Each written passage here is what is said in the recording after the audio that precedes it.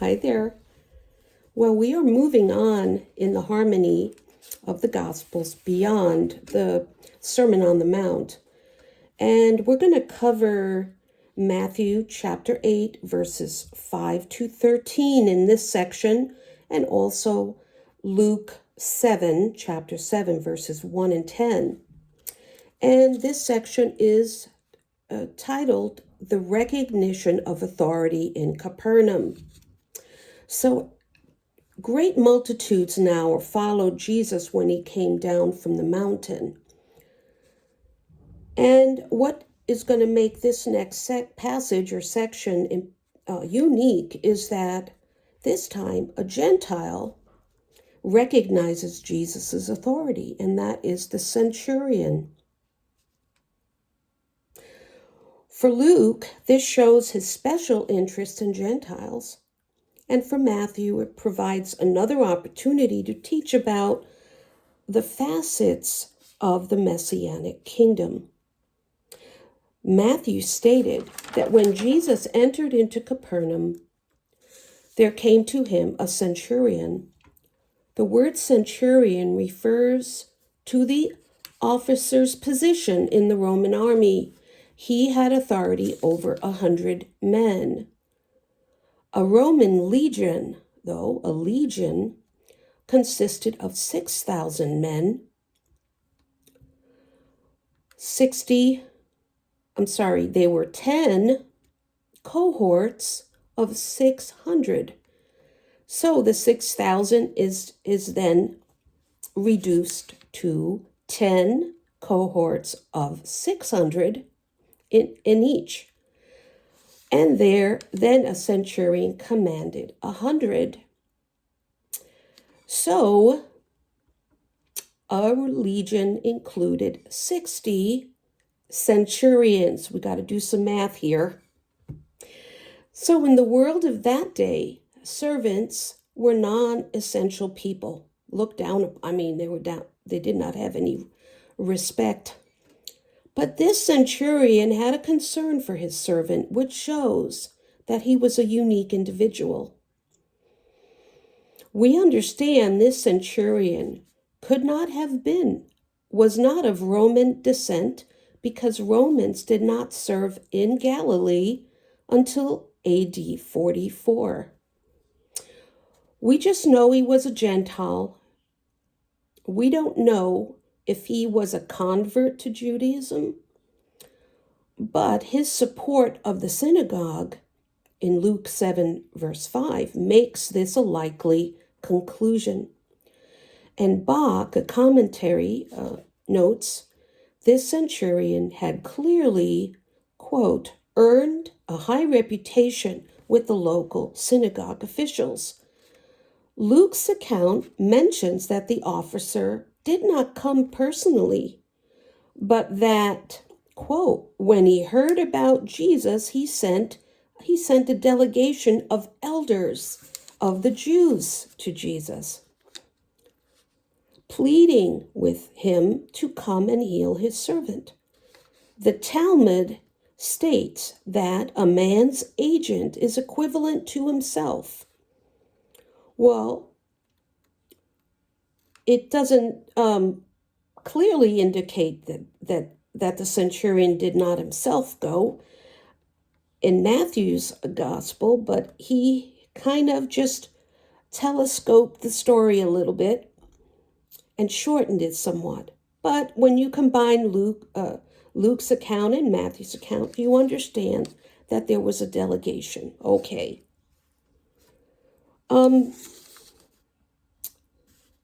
And so this delegation was the centurion's representatives, and that was equal to the centurion having gone himself.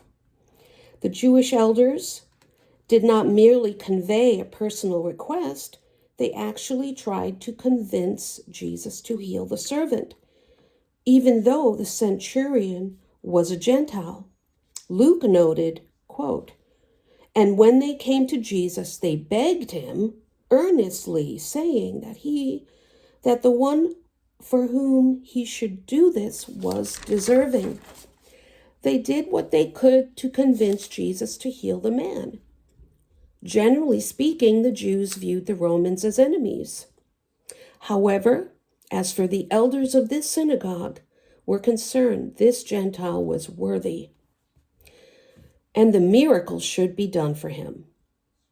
They gave two reasons for his worthiness. First, he loves our nation. That's Luke 7:5. He was a Gentile lover of Israel and the Jewish people. Therefore, he fell under the blessing aspect of the Abrahamic covenant. In Genesis chapter 12, verse 3, quote, I will bless them that bless you. And secondly, quote, he built us our synagogue. In other words, he financed the synagogue building in which Jesus preached and taught. Well, in response, Jesus began moving toward the home of the centurion. And when the centurion heard that Jesus was heading toward his house, he sent another message to Jesus, telling him that he did not need to come all the way to his house. Matthew quotes him as saying, Lord, I am not worthy that you should come under my roof. That's Matthew 8, verse 8. This was in a sharp contrast to what the Jewish elders had said about him. But both gospel writers, Matthew and Luke, clearly show the extent of the centurion's faith. He said, quote, but only say the word and my servant shall be healed. The centurion recognized that all Jesus had to do was speak the word and that servant would be healed. To support what he said, the centurion made a very specific comparison. Quote, for I am also a man under authority, having under myself soldiers. Matthew 8:9, Luke 7:8. Because he himself was in a position of authority, he was able to recognize Jesus' position of authority. As the leader of a legion of soldiers, of a group of soldiers, not a whole legion, a simple word would suffice to get the job done. The same was true of Jesus. A mere commandment from him was enough to heal the servant. This took a lot of faith on the part of the Gentile. In fact, Jesus himself says, quote, assuredly, I say to you, I have not found such great faith, not even in Israel. Matthew 8:10, that's Luke 7:9. This event foreshadowed something wonderful that would happen later on a national level. The Gentiles would recognize what the Jewish leaders failed to see, with the result that Jesus said this, quote, I say to you that many will come from the east and the west and shall sit down with Abraham, Isaac, and Jacob in the kingdom of heaven. Matthew 8:11. When the Messianic kingdom is established on earth, many Gentiles will come to Israel from all over the world. From the east and the west, they will come to the land of Israel and sit with Abraham, Isaac, and Jacob. Locke explains that this expression from east to west is a Semitic or Jewish expression which uses the opposites, east and west, to include everything. Well, the Greek word for sitting means to recline, a Jewish way of feasting, as at the Passover. So many Gentiles will be invited to banquet feast with Abraham, Isaac, and Jacob. Having recognized Messiah's authority, they will enter the kingdom. However, now Jesus says this next sobering statement. However, quote, the sons of the kingdom will be cast out into outer darkness. There will be weeping and gnashing of teeth. One commentator explained gnashing of teeth as them being angry. Some are going to cry and weep, others will be angry about their state. The Pharisees in particular considered themselves to be sons of the kingdom.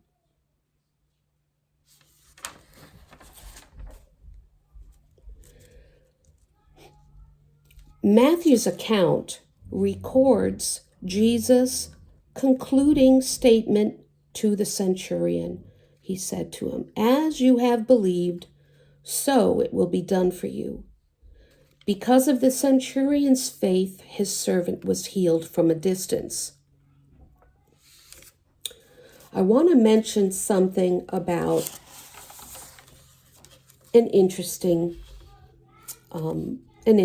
scripture about a Leviathan. Well, the Pharisees, and this has to do with that the Leviathan, this great creature,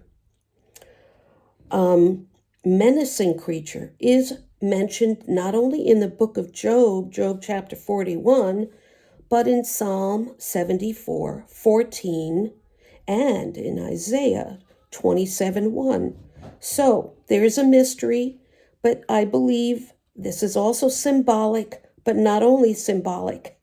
It was a physical thing, a physical creature. Well, Job 41 details Leviathan as a formidable, single-headed creature with impenetrable scales, breathing fire and smoke, and cannot be tamed by humans. So there's a specific description. So I don't think it's just a metaphor or anything like that. In Psalm 74, though there is a different portrayal, a different creature, perhaps, a multi-headed sea monster that God crushed and used as food in the wilderness. Well, in both cases, Leviathan is also a symbol of destructive chaos and evil. Isaiah 27:1, the passage uses Leviathan as a symbol of demonic spiritual power to be defeated at the second coming of the Messiah.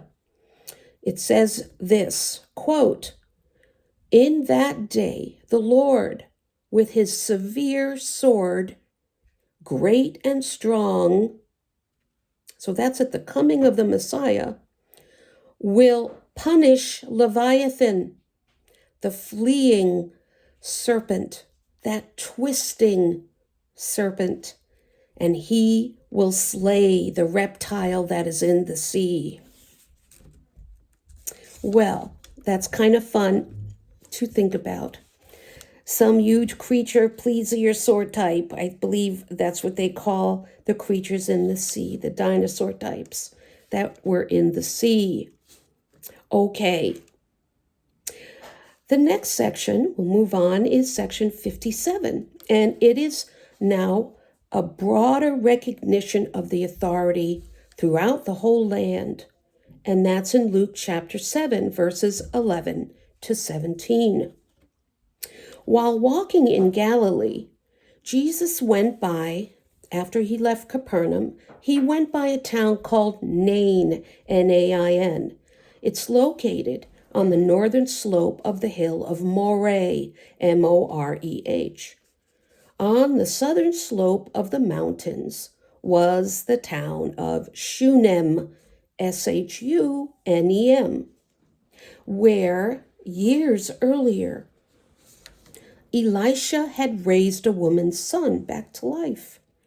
Now Jesus is also going to raise a woman's son back to life, making this the second time, geographically speaking, at this location, the hills of Moreh became a witness of God's power in resurrection. A Jewish funeral followed very specific procedures and did not begin until it was certain that death had indeed occurred. Once this was an established fact, the eyes of the dead were closed. The bereaved family tore their clothes and loudly mourned the death of their loved one. As Jesus drew near to the gate of the city, a dead man was being carried out, the only son of his mother, and she was a widow. That's Luke 7, verse 12. The tragedy of the situation was that the woman was already a widow, and under Mosaic law and Jewish laws, the son was responsible for the physical welfare of the mother once her husband died. Now, because she had only one son, and that son had now died, kind of sounds like Naomi and Ruth. She had lost her only means of support and would soon be reduced to being a beggar.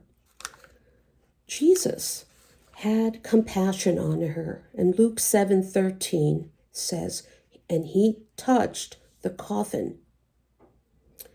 But according to Numbers chapter 19, verse 11, that touching the dead or a coffin near the dead would have rendered Jesus unclean. Nevertheless, he laid his hand on that coffin. Jesus declared, quote, "Young man, I say unto you, arise." And the son was resurrected back from the dead. Quote, and he gave him to his mother, Luke 7:15. The mother had her son back, and he would be able to sustain her for the rest of her life. The resurrection of this son resulted in three things. First, quote, fear took hold on all, and they glorified God. Luke 7:16. Those who observed this miracle developed an awesome and divine fear, and they glorified God. Second, they concluded, quote, a great prophet has risen among us, and God has visited his people. Yes, Jesus was a great prophet indeed, just as great as Elijah and Elisha, but they still did not recognize that key truth. This one is more than a prophet. He is the Messianic King. Third, and this report about him went throughout all Judea and all the surrounding region. His reputation began to spread even further. The event took place in Galilee, but news that Jesus had raised someone from the dead spread to Judea and all the regions around that area. It should be noted that Luke was the only gospel writer who recorded this event, showing again that he has a focus, a concern about the place of women in the life of Jesus, either in their ministry to him or his ministry to them. This brings us to the third major division in the harmonies. Now, after this section, moving on into a new major division of Jesus's life and his ministry. And it is a crucial point because this is a major turning point in his career. It begins with the rejection of the herald, John the Baptist, and ends with his death, John the Baptist's death. Well, the rejection of the herald, by now, John had been in prison for some time. He still had his own disciples, and they were reporting Jesus' activities to him. They were also reporting to John that Jesus was not getting the positive response from the Jewish leadership and even the masses who did recognize Jesus' uniqueness. They had not proclaimed him to be anything more than a prophet.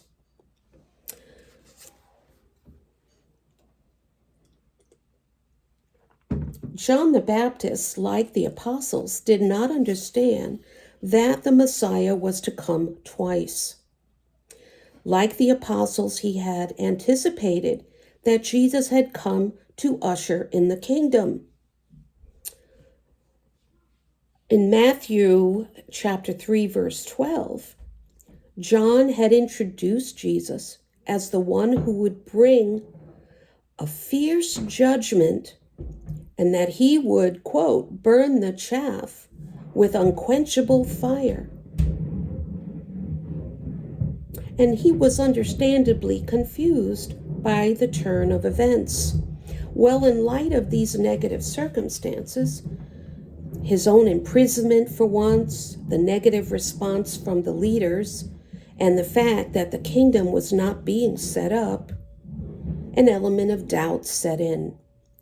John sent 2 of his disciples to Jesus, and that perhaps fulfills the Mosaic law requirement of 2 witnesses with the question, quote, "Are you he that comes, or do we look for another?" That's Matthew 11:3 and Luke 7:19. The point of the question is this: did John make a mistake and accidentally point out the wrong man as the Messiah? Is it possible that Jesus was only another forerunner like himself? At the moment when John's disciples arrived to pose this question, Jesus happened to be curing diseases galore and plagues and casting out demons, restoring sight to the blind. That's Luke 7:21. Well, instead of giving them a simple yes or no, because Jesus is kind of keeping a mystery about him, he said, because we seek and find, we knock and find and discover. He says, go tell John the things which you see and hear. He told them to report 2 things.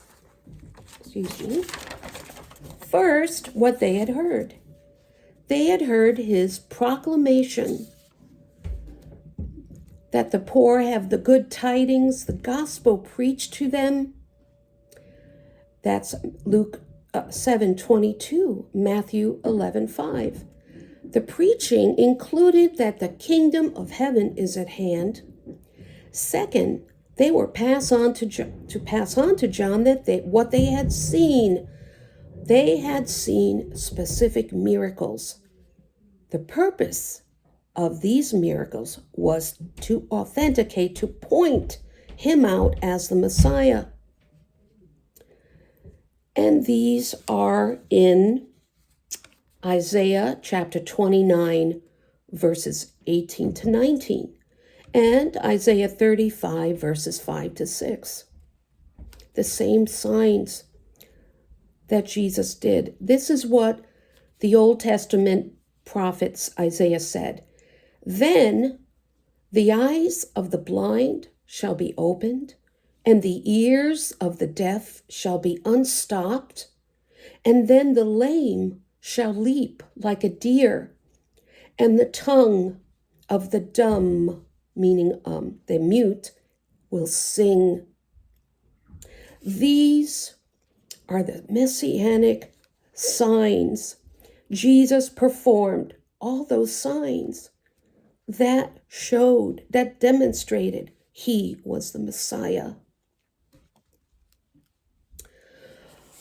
The blind did receive their sight, and the lame walk, the lepers are cleansed, the deaf hear, the dead are raised. Jesus concluded this, John, you need not stumble over who I am. And he said, quote, blessed is he who is not offended because of me. Well, after John's disciples left, and the king then gave this evaluation of his herald. In both the Gospels, they take note of 5 things he stated about John. First, John is not, quote, a reed shaken in the wind. That's Matthew 11:7, Luke 7:24. meaning he was not wishy-washy. When John spoke, everyone knew exactly where he stood on an issue. When the Pharisees and Sadducees came, John called them this, quote, a brood of vipers. And a brood means offspring or litter. They were the offspring of vipers. That's in Matthew 3, verse 7, and Luke 3, verse 7. John was not ambiguous, vague about it. He was clear. Second, John was not a man clothed in soft raiment.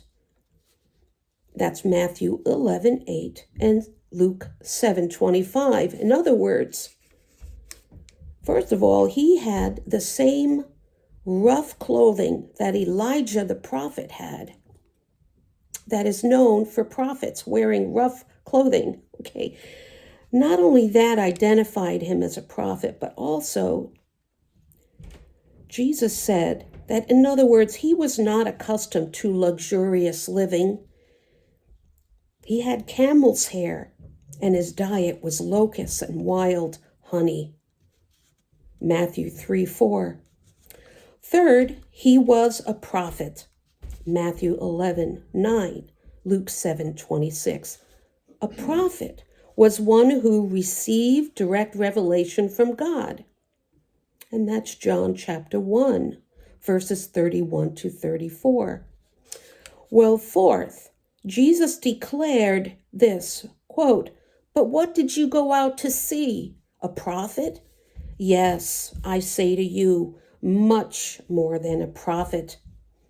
And he proceeded to quote Malachi chapter 3, verse 1. Behold, I send my messenger before your face.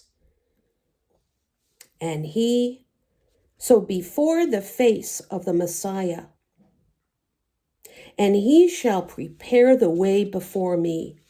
Yes, he was a prophet, but more than that, he was the messianic forerunner, the herald of the Messiah in fulfillment of Malachi's prophecy.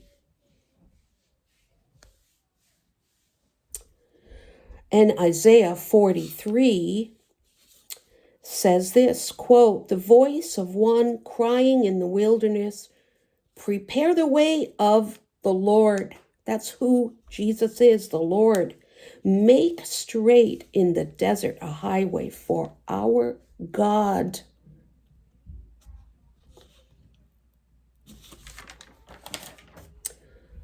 Make level in the desert a highway for our God. The messenger predicted in Malachi 3:1 carried out the work of, quote, the voice of one calling, prophesied in Isaiah 40. Jesus said that John the Baptist was this messenger with the clear implication that Jesus was the Lord. The fifth thing Jesus mentioned about John, and this may be the most amazing statement of all, quote, among those born of women, there has not risen one greater than John the Baptist. That's Matthew 11:11 and Luke 7:28. In other words, Jesus proclaimed that John was the greatest of the Old Testament saints. On the surface, this may be hard to believe. How could John be greater than men like Abraham, Moses, and David? Yet that is exactly what Jesus said, and therefore it must be true. A lot of detail is known about the lives of Abraham, Moses, and David, but not much is known about John's ministry. Well, the Gospels correctly focus on the Messiah and not his forerunner. However, there are clues that John had a tremendous influence, not only in the land, but also outside the land. In Acts 19, verses 1 to 7, Paul runs into a group of men in faraway Ephesus who were disciples of John the Baptist, but had not yet heard that he had identified Jesus as the Messiah. In fact, there are villages in present-day Syria where the Aramaic language is still spoken, and John is considered to be the prophet of the people.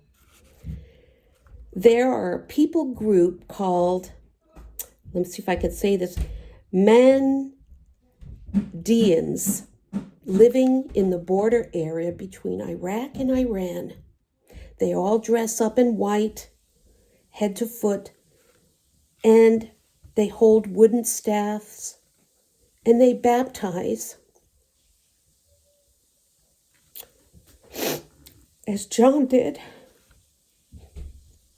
in the river there called the Karun River in Iran.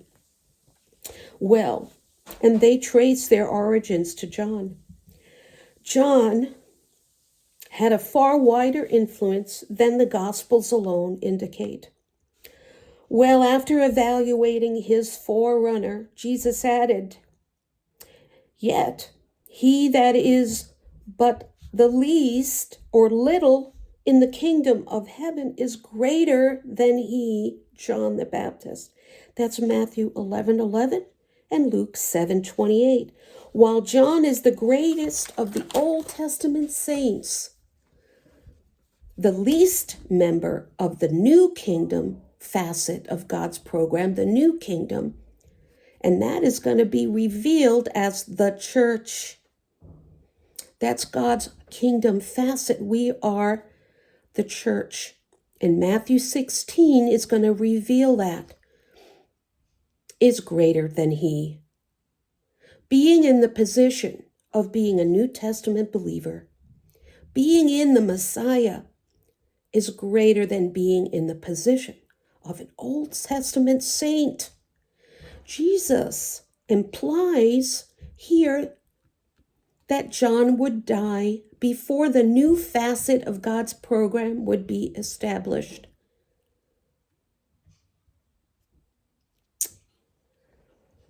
And focusing a lot on his gospel, Matthew puts attention on this new kingdom program. And Matthew added something. He says, quote, "And from the days of John the Baptist until now, the kingdom of heaven suffers violence, and men of violence take it by force. For all the prophets and the law prophesied until John." That's Matthew 11, verses 12 and 13. From the time that John started proclaiming the kingdom, his preaching received violent opposition. This opposition primarily came from the Pharisees and Sadducees, who tried to block the way into this kingdom. When Jesus stated, quote, "For all the prophets and the law prophesied until John," he again declared the baptizer to be the last of the Old Testament style prophets.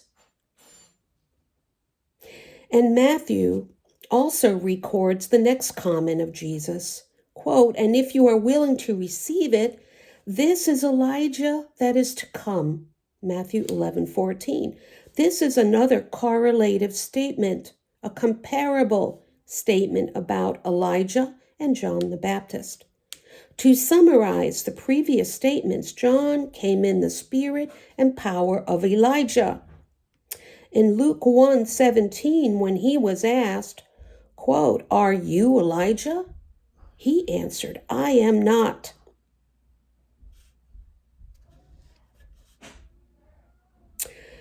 Now,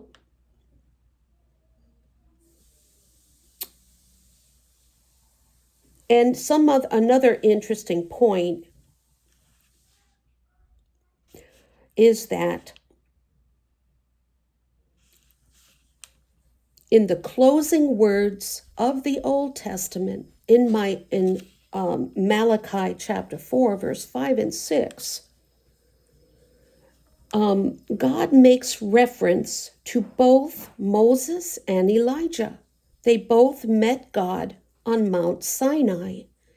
In Exodus 3:1 and 1 Kings 19, verses 8 to 18. They also met Jesus on the Mount of Transfiguration, and they are probably the two witnesses that will appear in Revelation chapter 11. Where it says in Malachi that, behold, I will send you Elijah the prophet before the coming of the great and dreadful day of the Lord. He will turn the hearts of the fathers to the children, and the hearts of the children to their fathers. Now, this promise speaks more than a reconciliation in families. It also has in mind turning back to the God of their fathers, to the faith of the patriarchs. I'm going to stop at this point here, and we're going to continue on with this section. Thank you. Have a great day, and God bless you.